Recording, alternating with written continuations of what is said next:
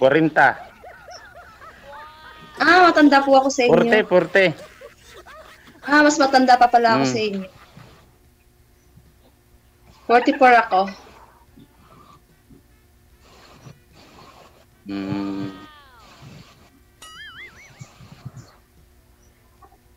Ay, wala. Mahal naman. 44 ikaw, ma'am.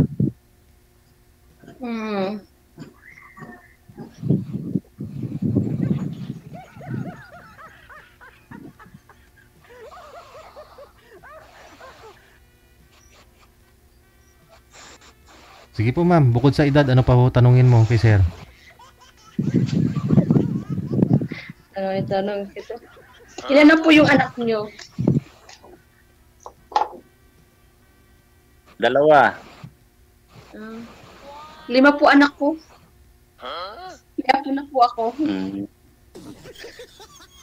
Ilang panganay, ma'am? Isa lang panganay ko. 4 Ilang na yung... panganay? Isa lang. 4 na lalaki, 1 babae. 4 na yung apo ko.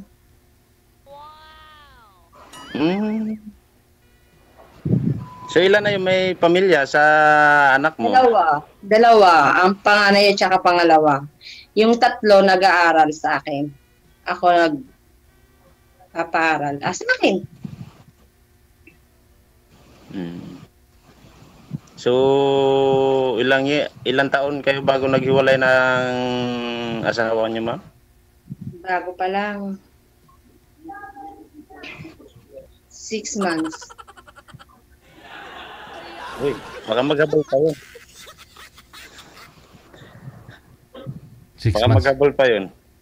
Nandun na sa kabilang bahay. Ganun. So, siya ang unang nag-asawa bago kayo? Wala naman ako asawa eh. Oo, siya, pero wala akong asawa. Hindi naman ako nag-asawa. Ganun ba? Akala ko may asawa kayo.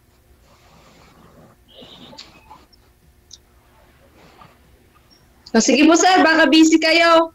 May gagawin pa ako eh. Sige po. Sige, bye-bye. Hindi po siya busy, ma'am.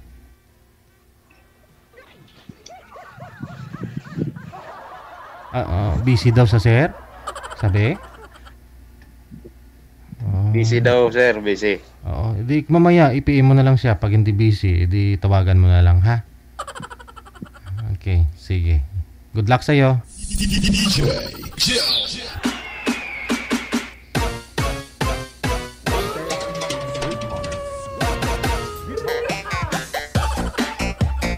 Hala, uy.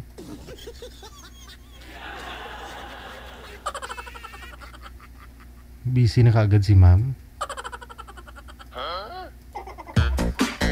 Baka ayaw niya kasi medyo mas bata pa si sir kaysa sa kanya. Mayain daw si? Nag-chat si girl? Ano sabi niya?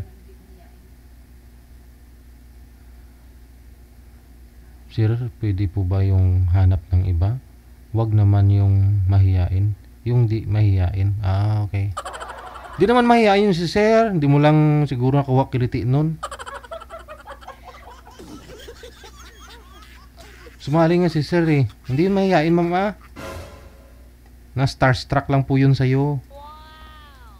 Kita mo di makatingin.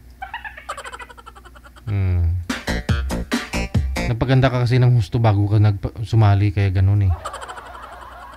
Sunod wag na nga kayo magpaganda. Wag na kayo maligo. Hindi naman po namin kayo maamoy. Bakit kailangan nyo mapamaligo? Mag lipstick. Mag makeup.